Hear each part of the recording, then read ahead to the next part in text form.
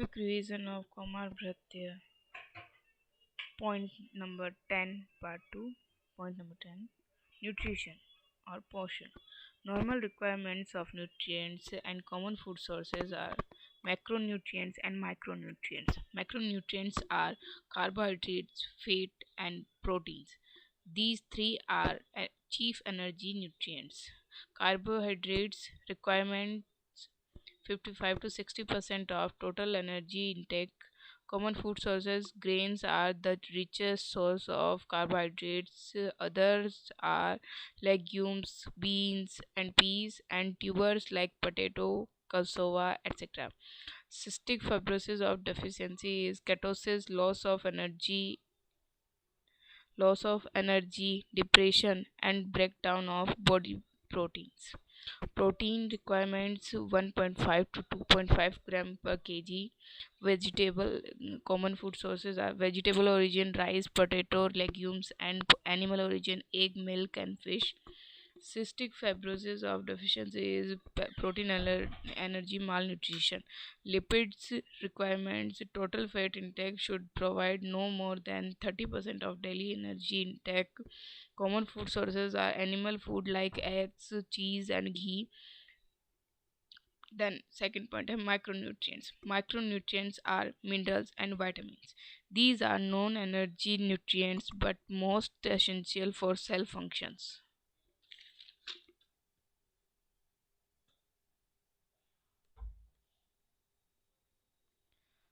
Calcium requirement 500 to 800 mg per day. Common food sources, cystic common food sources, milk protein products, and like melt millet like ragi. Cystic fibrosis of deficiency is tetany, and rickets. Magnesium 200 to 300 mg per day. Common food sources, plants, food, and meat. Cystic fibrosis of deficiency is protein energy malnutrition, malabsorption, and diarrhea. Iron requirement 15 to 20 mg per day. Common food sources, animal sources, meat, eggs, and plant food sources, green vegetables, and fruits. Cystic fibrosis of deficiency is iron deficiency and anemia. Iodine 19 to 120 mg per day, its requirement. And common food sources is seafoods and vegetables grown on iodine rich soil. Cystic fibrosis of deficiency is hypothyroidism. Zinc requirement 10 mg per day. Common food sources animal food, cheese, milk, whole wheat, nuts, legumes. Cystic fibrosis of deficiency is growth retardation, anorexia, and alopecia. Folic acid requirement 100 microgram per day. Common food sources is green leafy vegetables, nuts, eggs, cheese, fruits, beans, etc. Cystic fibrosis of deficiency is R, diarrhea, megaloblastic, and anemia. Vitamin A requirement 400 to 600 microgram per day.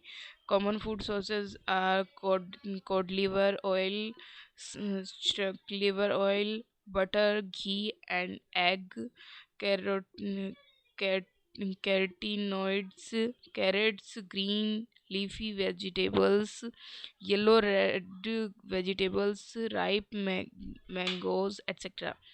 Cystic fibrosis of deficiency is xerophthalmia.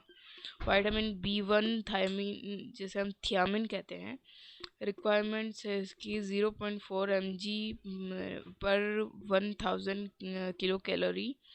Common food sources are dried yeast, whole grain cereals, pulses, oil seeds, ground nuts, etc. Cystic fibrosis of deficiency is beriberi, irritability, fatigue, headache, polyneuritis. Vitamin B12 जिसे हम riboflavin भी कहते हैं requirement है 0.6 mg पर 1000 kilo calorie. Common food sources: eggs, meat, green leafy vegetables. Cystic fibrosis of deficiency is glossitis cheolis, ची cheilosis यानी cracking at the angle of the mouth. Vitamin B6 niacin, the requirement 6.6 mg per 1000 kilocalorie. Common food sources are groundnuts, whole grains, krill, pulses, meat, and fish. Cystic fibrosis of deficiency is pellagra, loss of appetite, nausea, vomiting, diarrhea, etc. Vitamin B6 pyridoxine 0.5 to 1.0 mg per day its requirement. Whole grains, common food sources are whole grains, krills, and legumes. Cystic fibrosis of food deficiency is malabsorption and diarrhea. Vitamin B12 pyridoxine uh, daily requirement is 0.2 to 1 microgram per day. Common food sources: meat, eggs, and milk. Cystic fibrosis of deficiency is malabsorption and diarrhea. Vitamin C 40 mg per day. Common food sources: citrus food and vegetables including tomatoes, leafy greens, etc.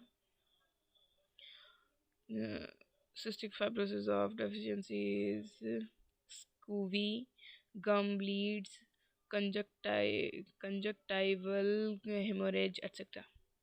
Vitamin D 10 microgram per day. Food sources: fish, oil, egg, butter. And cystic fibrosis of deficiency is rickets. Vitamin E 8 to 10 mg per day. Common food sources: nuts, whole grains, seeds, etc. Cystic fibrosis of deficiency is anemia and malabsorption. वयानुसार कुछ सामान्य आहार: 3rd and 4th month में गौ या भैंस का दूध, फलों का रस, हरी सब्जियों को उबालकर उसमें नमक मिलाकर उसका पानी, अरहर या मूंग की दाल का पानी देना चाहिए।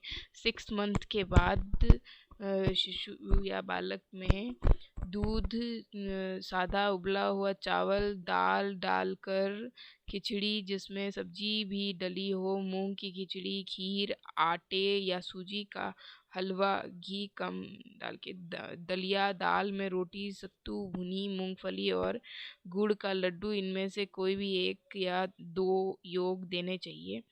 आलू, लौकी, परवल, तरोई, पालक पकाकर नमक युक्त, केला, अमरूद, आम, पपीता, सेब आदि मीस कर उसे देना चाहिए। सोयाबीन भिगोकर छिलका उतार देना चाहिए। छिलका उतार कर उसकी दाल बनाकर, सुखाकर, भूनकर आटा बनाकर आटे का प्रयोग करना चाहिए। इसमें 1 कटोरी गेहूं का आटा और 1/4 कटोरी सोयाबीन का आटा का लड्डू या खीर बनाकर इसका प्रयोग 7 से 15 दिन तक करना चाहिए। 7th और 8th मंथ में शिशु को अरहर की दाल, दही, छाछ, छेना, फटे दूध का पानी, अंडा आदि भी दे सकते हैं। समय अनुसार आहार विधि: प्रातः 6 से 7 बजे शिशु को दूध देना चाहिए। प्रातः 10 बजे पका चावल, शिशु या बालक को दूध देना चाहिए। प्रातः 10 बजे पका चावल, दाल या खिचड़ी या सब्जी का सूप देना चाहिए। मध्याह्न में केला, सेब इत्यादि फल देने चाहिए। साय 3 बजे दूध देना चाहिए, पुनः दूध देना चाहिए। साय 6 बजे फलाहार कराना चाहिए। रात्रि 8 बजे उपरोक्त विधि से अन्न का पान कराना चाहिए और रात में सोते समय उसे पुनः दूध का पान कराना चाहिए। नेक्स्ट पॉइंट है दंतोत्पत्ति और दंत रक्षा विधि। दंत संपत्ति: कैरेक्टरिस्टिक्स ऑफ हेल्दी टीथ। अष्टमे मांसी: पूर्णता, समता, घनता, शुक्लता, स्निग्धता, लक्षणता, निर्मलता, निरामयता, किंचिदुत किंचिदुत्तरोन्नत दन्तबन्धनानां च समता रक्तता स्निग्धता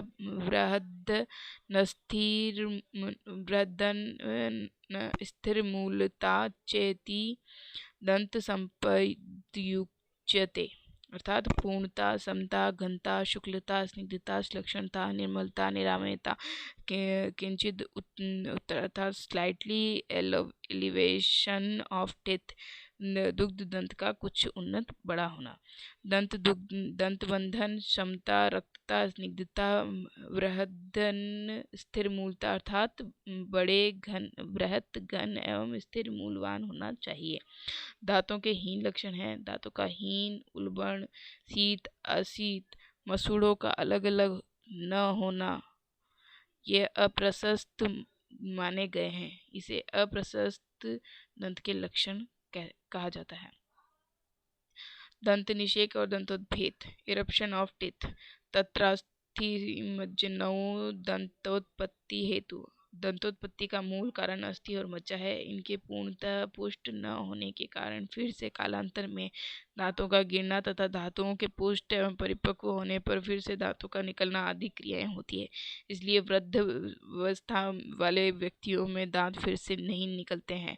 दंत दो प्रकार के होते हैं, सकृजाता ये 8 प्रकार के होते हैं और द्विजा ये 24 टाइप्स के होते हैं। मनुष्यों के 32 दांत होते हैं। इनमें से 8 सकृजा एक बार उत्पन्न होने वाले तथा उसी अपने स्वरूप में ही बढ़ने वाले होते हैं और शेष 24 द्विज यानी 2 बार उत्पन्न होने वाले होते हैं अर्थात दूध के दांत होते हैं। यत्स्वेव च मासेषु दंता निषिच्यन्ते तावत्स्वः सुभिद्यन्ते यावत् स्वेव च मासेषु जातस्य स उद्भिद्यन्ते तावत् स्वेव च वर्षेषु पतिता पुनरुद्भिद्यन्ते। रेफरेंस है काश्यप संहिता सूत्र। In whatsoever month the teeth are inseminated in the same number of days they appear।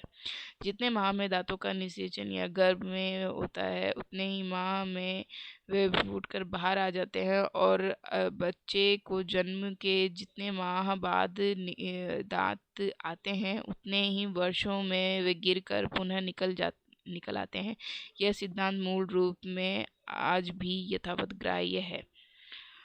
Example, यदि 7 माह में दांत निकलते हैं तो 7वें वर्ष में गिरकर पुनः स्थायी दांत निकल आते हैं। दंत जन्म, कुमारी में आशुतर होता है, अल्प बाधाकर होता है, सुशिरत्व होते हैं और मृदुत्व होते हैं, और कुमार में प्रकृष्ट काल में उत्पन्न होते हैं, बाधा बहुल होते हैं, घनत्व होते हैं और स्थिर स्वभाव यानी स्थिर स्वभाव वाले होते हैं। दंतोद्भेद डिपेंड्स अपॉन जाति विशेषात, निषेकात, स्वभाव, माता पितरोनुकरणात और स्वकर्म विशेषात। Types of eruption of teeth, दंतोत्पत्ति के प्रकार। चतुर्विध प्रकार का होता है दंतोत्पत्ति। सामुद्ग जैसे छई कहा जाता है, संवृत जो मलिष्ठ होते हैं, विवृत जो नित्य लालस्रावी होते हैं, और दंत संपत जो 4th और 7th मंथ दोषपूर्ण दंत होते हैं, और 8th मंथ जो 4th और 7th मंथ में उत्पन्न होते हैं वो दोषपूर्ण दंत होते हैं, और जो 8th मंथ में होते हैं वो श्रेष्ठ दंत होते हैं। दंतोद्भेदश्च सर्वरोगायतनम विशेषेण तु तन्मूला ज्वर क्षीरो अभिताप तृष्णा भ्रमाद्भिषन्दम कुकुणक पोतकी वमुथु कास श्वास अतिसार विसर्पा। रेफरेंस अष्टांग संग्रह उत्तर स्थान 2/19। पृष्ठभंगे विडालानां बहिर्नाम च शिखोद्गमे अर्थात शिखोद्गमे दन्तोत्भेदे च बालानां न हि किंचिन्न दूष्यते। अष्टांग संग्रह उत्तर स्थान 2/28। बालकों में दांतों का निकलना सभी रोगों का आयतन है, विशेष रूप से ज्वर, सिरशूल, तृष्णा, भ्रम, अभिषंध, कुकुणक, पोतकी, वमन, कास, श्वास, अतिसार एवं विसर्प आदि होते हैं। बिल्लियों का पृष्ठ भंग होने के समय, मोरों में शिखा निकलने के समय और शिशुओं में दांत आने के समय ऐसा कोई दोष धातु नहीं होता जो दूषित न हो, अर्थात सारा शरीर ही दूषित होता है। Pathogenesis vitiated vayu association with kapha reaches to asthi and majja and spreads in whole body. Second है vayu itself or with the help of pitta vitiated other dhatus and malas produce various disease during dentition. All the disease subside spontaneously after the dentition phase is over. Hence, the child should not be treated with heavy medicines. The disorders associated with the dentition should be mild, but a proper treatment is necessary for moderate or severe symptoms.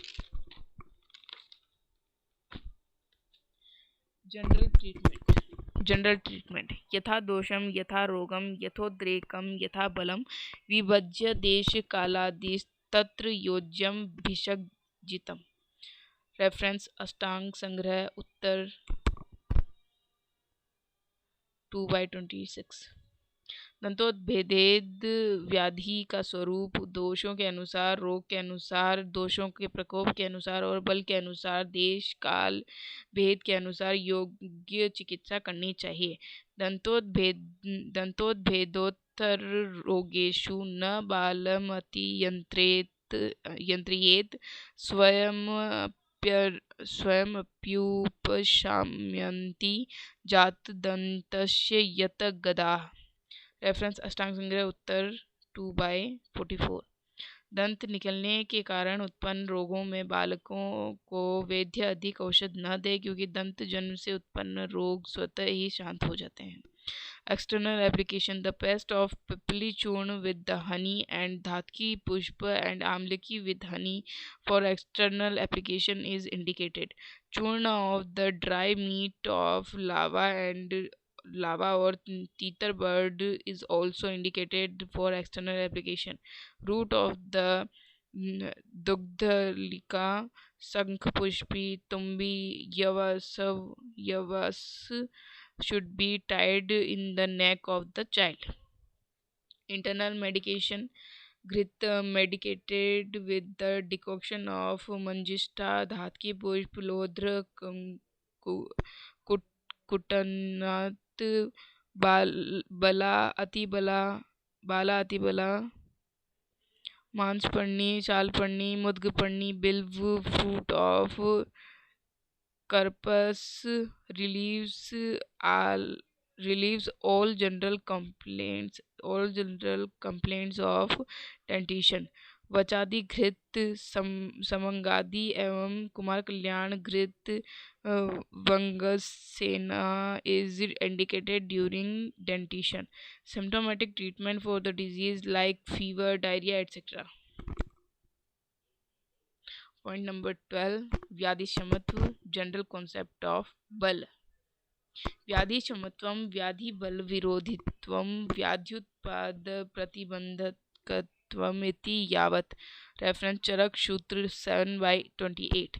जब aetiological factors या उत्पत्ति कारक शरीर के संपर्क में आते हैं तो वे रोग उत्पन्न करने का प्रयास करते हैं। उसी समय शरीर इसका विरोध करने की कोशिश करता है। अतः इस शरीर की वह शक्ति जो रोग के विकास को रोकती है वह व्याधिशमत्व कहलाती है। तत्र रसादि नाम सुक्रांता नाम धातु नाम यत् परम तेज तत्खलु ओजः तदेव बलमित्युच्यते। रेफरेंस सूत्र स्थान 15।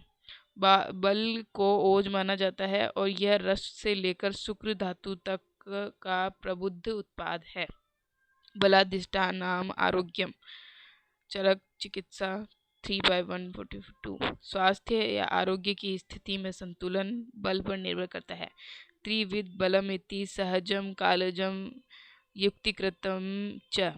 सहज सामान्य शरीर रचना या संगठन से उत्पन्न, कालज काल यानी ऋतु एवं बढ़ती आयु की सहायता से प्राप्त बल, युक्तिकृत यानी आहार विहार के संयोजन से प्राप्त बल। बल वृद्धि कर उपाय, मेथड्स ऑफ बल वृद्धि, जात कर्म, नवजात शिशु परिचर्या, स्वर्णप्राशन, लेहन एंड रसायन चिकित्सा। According to modern immunization, infectious disease can be prevented through immunization. Introduction of immunity. Two types of immunity: active immunization and passive immunization. Active immunization, stimulating an active immunological defense mechanism through administration of antigen, also called vaccines.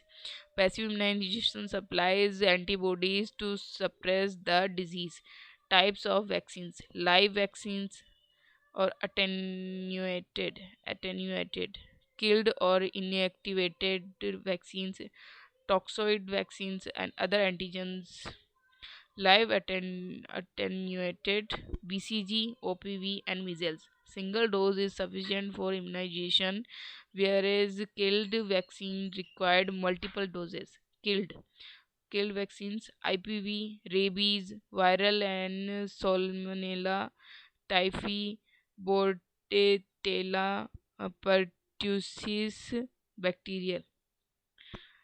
Toxoid vaccine: diphtheria and tetanus.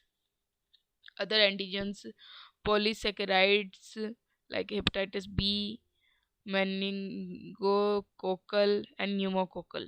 Viral subunits HBs, AG, and bacterial subunits acellular pertussis.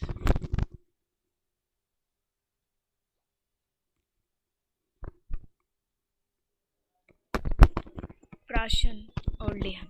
Indication: सुखम दुखमी बाला नाम दृश्यते लेहनाश्रयम. Reference: Kashyap संहिता सूत्रस्थ. बालक की स्वस्थ और रोगग्रस्त स्थिति लेहन पर निर्भर करती है. बालकों में लेहन के इंडिकेशन दो श्रेणियों में विभाजित किए गए हैं: माता की अस्वस्थता और शिशु या बालक की स्थिति. माता की अस्वस्थता यानी अनहेल्दी कंडीशन ऑफ मदर. अशीरा जननी, माता के स्तन में दुग्ध की कमी होना. अल्पशीरा, माता के दुग्ध का अपर्याप्त उत्पादन. दुष्ट शीरा, माता के दूध का दूषित होना. दुष्ट प्रजाता, प्रसव पीड़ा से गुजरना. और व्याधि पीड़िता यानी गंभीर रूप से पीड़ित माता. बालक की स्थिति, कंडीशन ऑफ द चाइल्ड: वातिका, पैतिका, ये शूह कफ वर्जिता. The children have predominance of vata pitta with decrease amount of kapha. स्तन्ये न ये न तृप्यन्ति. The child do not get satisfied with breast milk. Pitva rudanti cha. Crying during of repeatedly sucking. अनिद्रा निशी, बालकों को रात्रि में नींद नहीं आती है. और महाशना मीन्स अधिक मात्रा में भोजन का सेवन करना इत्यादि. अल्पमूत्र पुरुषा, अल्प मात्रा में मूत्र पुरुष का त्याग करना. दीप्ताग्न्य, बच्चों की पाचन शक्ति का अच्छी होती है. निरामयाश्च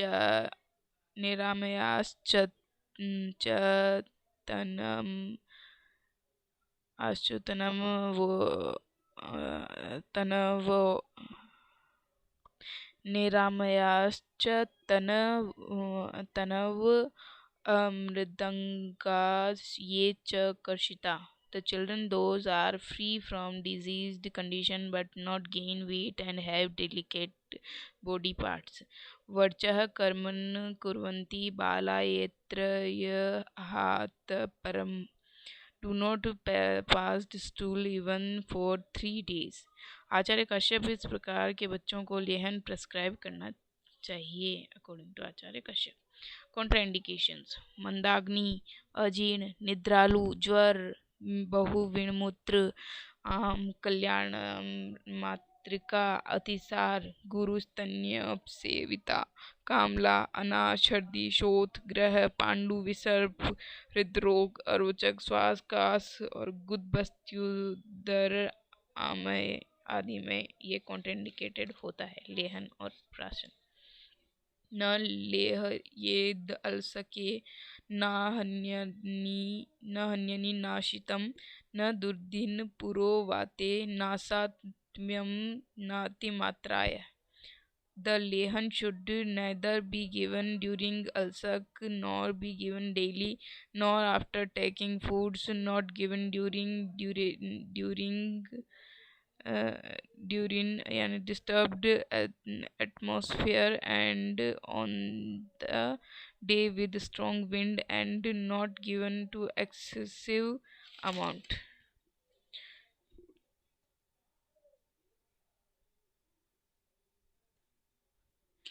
Different drugs used as lehan: Brahmi, Manduk Parni, Trifla, Chitrak, Vacha, Satpushpi, Satavari, Tivrat, Nagbala. Any of one drug can be used with honey and grita for improvement of medha and as lehan. औषधि योग कल्याण घृत पंचगव्य घृत ब्राह्मी घृत संवर्धन घृत संवर्धन घृत contains खदेर प्रश्निपणि Sendhav बला आदि और अभया घृत कंटेन्स ब्राह्मी वचा कोष्ठ सारेवा आदि. स्वर्ण प्राशन विघ्रस्य द्योते प्रसादी प्रांगमुखी लघुनाम्बुना आमथ्य मधुसर्पिभ्याम लेहयेद कनकम शिशु. धुले हुए पत्थर पर सोने को थोड़े से पानी के साथ मलना चाहिए. तत्पश्चात मधु एवं घृत से मथकर बालक को लेहन के लिए दिया जाता है. Effect of swarna prashan: increase intellectual digestion power and strength. बौद्धिकता, पाचन शक्ति एवं शक्ति की वृद्धि.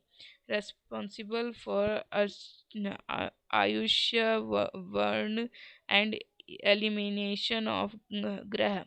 आयुष्य वर्ण और ग्रह के उन्मूलन के लिए उत्तरदायी होता है. By taking sonprashan for 1 month, the child becomes extremely intelligent and is not affected by the disease. 1 माह तक sonprashan लेने से बालक अति बुद्धिमान हो जाता है और रोगों से प्रभावित नहीं है. By using for 6 months, the child becomes able to remember that he hears. 6 माह तक इसका प्रयोग करने से बालक यह याद रखने में सक्षम होता है कि वह सुन रहा है. Point number 14. Knowledge of national programmes related to child health care. Reproductive and Child Health Care (RCH) program. The National Family Welfare Program has been named in 1997 as the Reproductive and Child Health Care (RCH) program. Goal of the program: prevention and management of unwanted pregnancy, services to promote safe motherhood, provision of services to promote child survival, provide nutritional supplement, reproductive health survey for adolescents, information and counseling for health. The additional services to be provided by revamped program necessitate retaining of staff, make available equipment and supplies, supervision and support, adequate financing to make the implementation of the program. RCS2 has been launched in 2004 with improved strategies based on the experience gained in implementation of RCH first, contraception, safe delivery services, postpartum services, child survival services, nutritional supplement for pregnant and lactating mother, assessment of treatment of sick child, community child health care programs. Study of pediatrics is not just art and science of the diagnosis and treatment of disease, but also the science for the prevention of disease and promotion of child health. In the last few decades, its scope has expanded to include not only health problems of an individual child but of all those in the community too. Thus, the concept of community pediatrics has evolved. Community pediatrics includes mother and child care. It must be remembered that mother and child health are interdependent on each other. National program related to mother and child care, maternal and child health care MCH, integrated child development services scheme ICDS, child survival and safe motherhood program CSSM, RCH, reproductive and child health care program, and integrated management of neonatal and child illness IMNCI. Nutritional programs. Malnutrition is a multifaceted problems. Pregnant and lactating women and children are at a higher risk for undernutrition. The problem of protein energy malnutrition is begin managed with the help of following programs, which provides supplementary calories and proteins. Special nutrients programs, wheat-based supplementary nutrition program, Tamil Nadu Integrated Nutrition Project TINP, World Food Program WFP, Midday Meal Program MDM, National Immunization Program, universal coverage of universal coverage of all infants under 5 years, children at 10 and 16, as also pregnant women with the recommended antigens as per the national immunization schedule was the aim of the program. Objective: to increase immunization coverage, to improve the quality of service, to achieve self-sufficiency in vaccines production, to train health workers, to supply cold chain equipment and establish a gold surveillance network.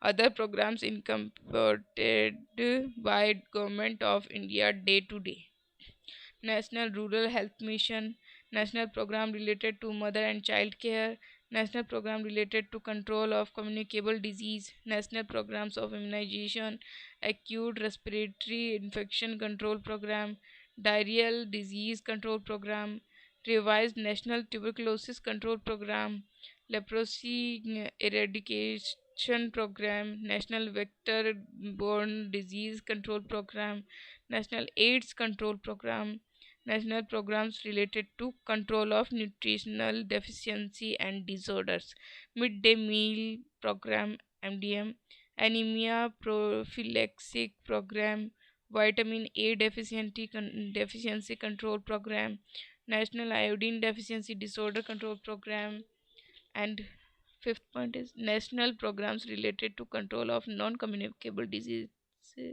are National School Health Program, National Cancer Control Program, National Mental Health Program, National National Diabetes Control Program, National Program for Control of Blindness. Then part B, बालकों की औषधीय मात्रा एवं औषधि स्वरूप। मधुर द्रव्य बालकों में मुख्य रूप से मधुर द्रव्यों का प्रयोग करना चाहिए। बालकों के कोष्ठ को ध्यान में रखकर उनकी औषधि में मृदु और लघु सुगंधित द्रव्यों का प्रयोग होना चाहिए। औषध में शीतल द्रव्यों का प्रयोग किया गया हो। शामक औषधि नहीं देनी चाहिए। देश गुण के विपरीत, काल के विपरीत और आत्मगुण यानी बालक की प्रकृति के विपरीत गुण वाली और प्रकृति वाली औषधियों का उपयोग कर उसकी चिकित्सा करनी चाहिए। प्रवृत्ति के अनुसार बालक स्वतंत्र प्रवृत्ति और परतंत्र वृत्ति। क्षीर पाई बालक में माता को सेवन कराने से और स्तन पर लेप कराकर जो है बालक को औषधि दी जाती है। आचार्य चरक अनुसार मधुराणि कषायाणि क्षीरवन्ती मृदुनी च प्रयोजयेत भीषक बाले मतिमान प्रमादतः अत्यर्थ स्निग्ध रुक्षोष्णम अम्लम कटु विपाकी च गुरु च औषधपान अन्नम एतद बालेषु गर्हितम्। रेफरेंस चरक चिकित्सा 30। चिकित्सक को अपनी युक्ति के द्वारा मधुर द्रव्यों के क्वाथ को दूध में मिश्रित कर मृदु होने पर, चूंकि शिशु मृदु कोष्ठी होता है, उसे पान कराना चाहिए। जो अति उष्ण, अति स्निग्ध, अति रुक्ष, अति अम्ल, अति कटु, विपाकी हो या गुरु औषध हो, ऐसे द्रव्यों को बालक में प्रयोग नहीं करना चाहिए। त्यज्य द्रव्य, बालक के लिए त्यज्य द्रव्य: अति रुक्ष, अति उष्ण, अति गुरु, अति अम्ल, अति कटु, विपाकी औषध व अन्नपान को त्यागना चाहिए। आचार्य काश्यप: न त्वेव बालस्य विशोषणं हितं नेवति संशोधनं रक्तमोक्षेण स्निग्धैः सुशीतैर्मधुरैर्दाहिभिस्तत्रोपचारो असंलेपसेच नहीं है।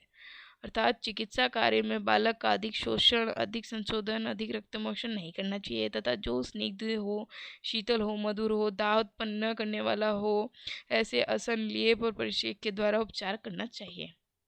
आचार्य वाग्भट अनुसार सौम्य एवं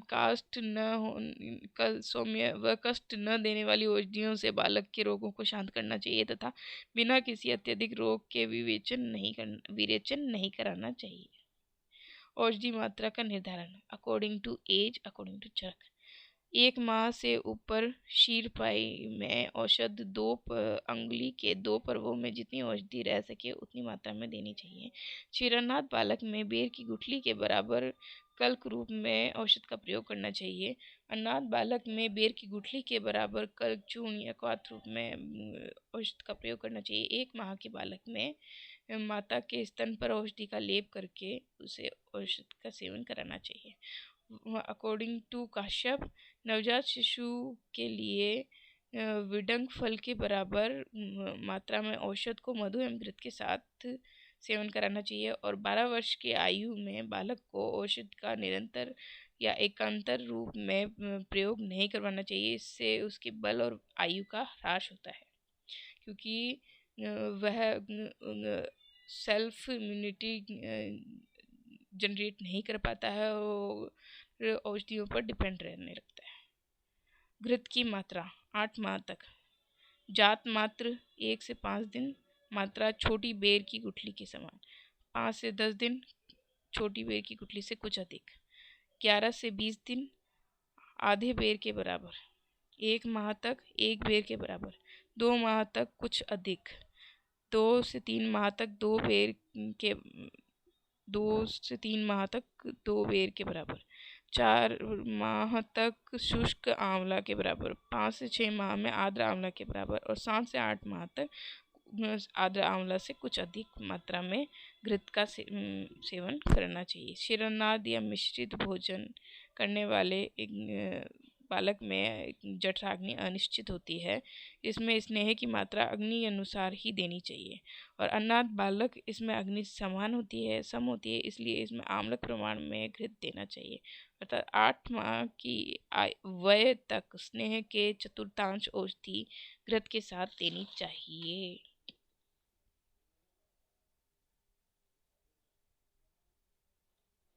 चूर्ण की मात्रा: दीपनीय चूर्ण की मात्रा हस्त की अंगुली के अगले पर्व के समान बालकों में यूज की जाती है। जीवनीय संजीवनीय चूर्ण की मात्रा बालकों में द्विगुण मात्रा में दी जाता है। वमन व विरेचन चूर्ण में अर्ध मात्रा में औषध दी जाती है। कषाय की मात्रा: कषाय दोषनाशक कषाय की मात्रा है 2 प्रस्थ, वामक विरेचक की मात्रा है 1 प्रस्थ, दीपनीय और संशमनीय कषाय की मात्रा है 2 प्रस्थ। कल्क की मात्रा: दीपनीय कल्क की मात्रा 1 कर्ण, जीवनीय संशमनीय कल्क की मात्रा 2 कर्ण, वामक और विरेचक कल्क की मात्रा है आधा से 1 कर्ण। काष्ठ औषधि मात्रा: प्रथम माह में 1 रत्ती घृत, मधु और दुग्ध के साथ, दूसरे माह से 12वें माह तक प्रति मास 1 रत्ती की वृद्धि, 1 वर्ष में 12 रत्ती, प्रत्येक वर्ष 1 मात्रा की वृद्धि यानी 1 ग्राम की वृद्धि करने से 16 वर्ष में 16 ग्राम या 16 मासा की मात्रा में शिशु को दी जाती है या बालक को दी जाती है। According to modern Freud's rule, यह 2 वर्ष तक के बालकों के लिए यह 2 वर्ष तक के बालकों के लिए औषधि की मात्रा निर्धारण हेतु उपयोगी होता है। औषधि मात्रा सामान्य मात्रा को इंटू शिशु की आयु में माह में अपॉन 150। क्लार्क्स रूल, यह 2 वर्ष से ऊपर के बालकों के लिए औषधि की मात्रा निर्धारण हेतु उपयोगी होता है। औषधि मात्रा सामान्य मात्रा इंटू शरीर का भार पाउंड में अपॉन 150। यंग्स फार्मूला, इसे सामान्य सिद्धांत कहा जाता है। औषधि की मात्रा सामान्य मात्रा इंटू वय वर्षों में अपॉन वय वर्षों में प्लस 12। कुपोषण जन्य विकार, माल न्यूट्रिशन, प्राणी मात्र के लिए जीवन के प्रारंभ से लेकर जीवन पर्यंत आहार का महत्वपूर्ण स्थान है। भोजन के द्वारा ही जीवन के महत्वपूर्ण कार्य संपादित होते हैं। शारीरिक कार्यों हेतु ऊर्जा प्रदान करना, शरीर की उपचय प्रक्रियाओं के लिए और शरीर की वृद्धि एवं विकास के लिए शरीर में प्रत्येक क्षण हो रहे क्षरण के पुनर्निर्माण हेतु आहार की आवश्यकता होती है। आयुर्वेद संहिताओं में बाल्यकाल में होने वाली 4 अवस्थाओं का विवेचन है। कृष्णता, फक रोग, श्लेष्मिक गर्भज और व्याधिज फक रोग, ये अकॉर्डिंग टू आचार्य काश्यप। फक रोग, पारिगर्भिक अकॉर्डिंग टू वाग्भट एंड बालशोष अकॉर्डिंग टू वाग्भट, ये वाग्भट ने बताए हैं। पारिगर्भिक और बालशोष। फक रोग का वर्णन काश्यप ने किया है।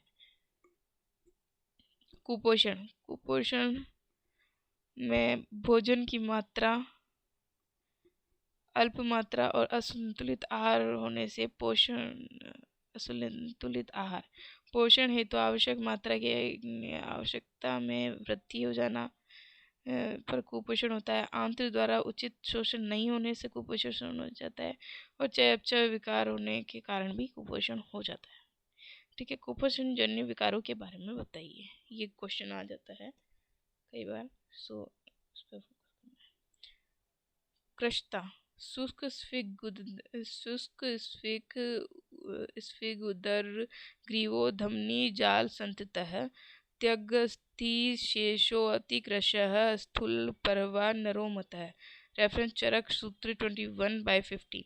अतिकृश मनुष्य का नितंब उदर एवं ग्रिया सूख जाता है, शरीर की धमनियों का जाल दृष्टिगोचर होता है। ऐसा देखने से प्रतीत होता है कि शरीर में मात्र त्वचा एवं अस्थि ही शेष हो तथा इनकी संधियां मोटी हो जाती है। निदान, रुक्ष अन्नपान का सेवन करने से, किसी भी शारीरिक और मानसिक कार्य को अधिक करने से और वेग विधारण या वेग धारण करने से। चिकित्सा सिद्धांत, भृंगण चिकित्सा, निदान परिवर्जन और स्तनपायी शिशु में माता को भृंगणी औषधि या आहार देना चाहिए। फक रोग, काश्यप का चिकित्सा में फक चिकित्सा अध्याय में फक रोग का वर्णन किया गया है। ये मोस्ट इम्पॉर्टेंट क्वेश्चन है जो एग्जाम्स में फक रोग आके मतलब ओनली फक रोग पे भी क्वेश्चन आ सकता है 5 to 10 मार्क्स में। निरुक्ति, फक्ति निश्चय गच्छति इति फकः, स्वास्थ्य की क्रमशः गिरती हुई स्थिति फक रोग कहलाती है। यदि किसी कारण से 1 वर्ष की वय का बालक चलने में असमर्थ रहता है तो उसे फक रोग कहते हैं। निदान के आधार पर वर्गीकरण, शीरज फक रोग, ये स्तन्य के कारण जो दुष्टि होती है, रोग उत्पन्न होता है, वह शीरज फक है। स्तनपायी शिशु की माता यदि गर्भिणी हो तो उसमें गर्भज फक रोग होता है। और ज्वरादि रोगों से यदि कोई फक रोग उत्पन्न होता है तो व्याधिज फक रोग होता है। शीरज फक रोग को बाल शोष से कोरिलेट किया जाता है और गर्भज फक रोग को पारिगर्भिक के समान माना जाता है। सामान्य निदान, गर्भवती माता पोषण अनाथ पोषण नहीं प्राप्त होता है इससे क्योंकि उसके माता पिता दोनों नहीं होते हैं।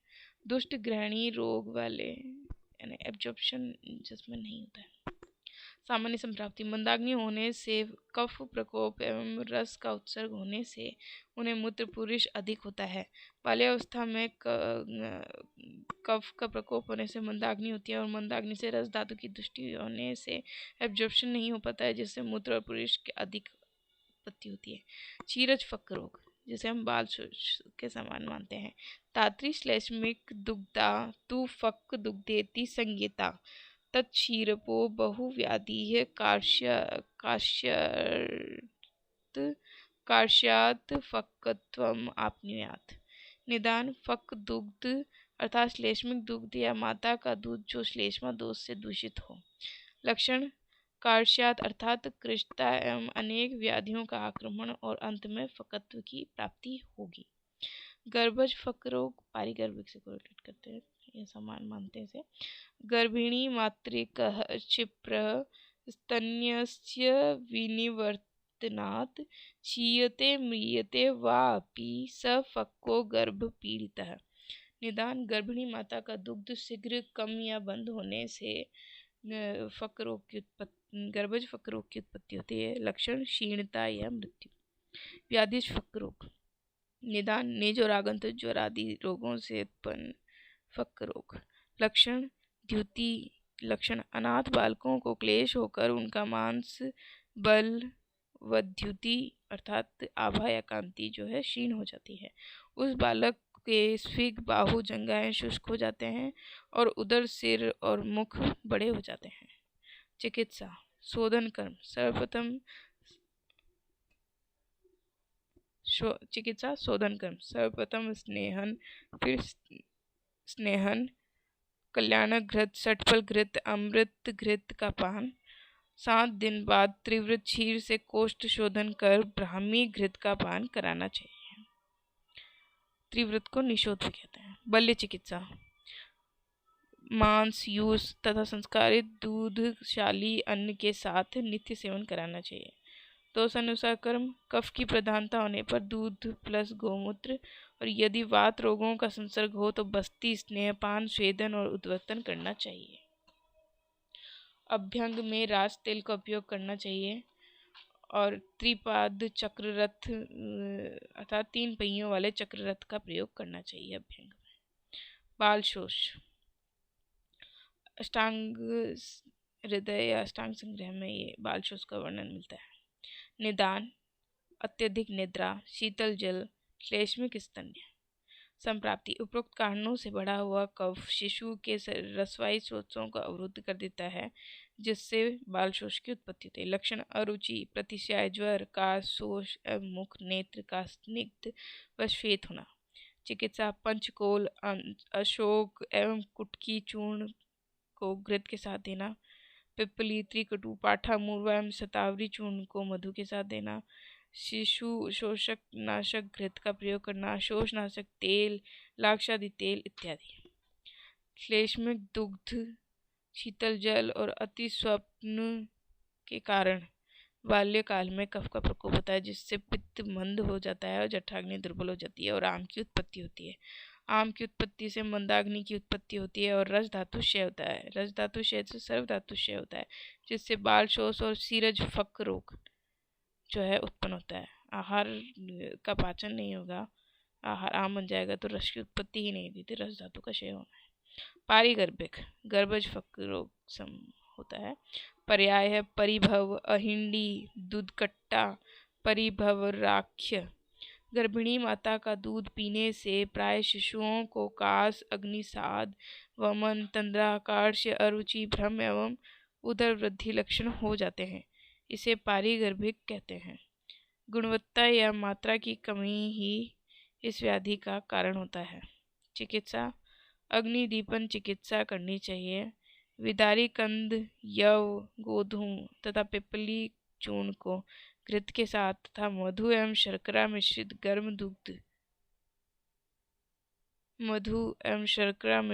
गर्म दुग्ध देना चाहिए। यहाँ हमारा कौमार भृत्य का पार्ट ए कंप्लीट होता है।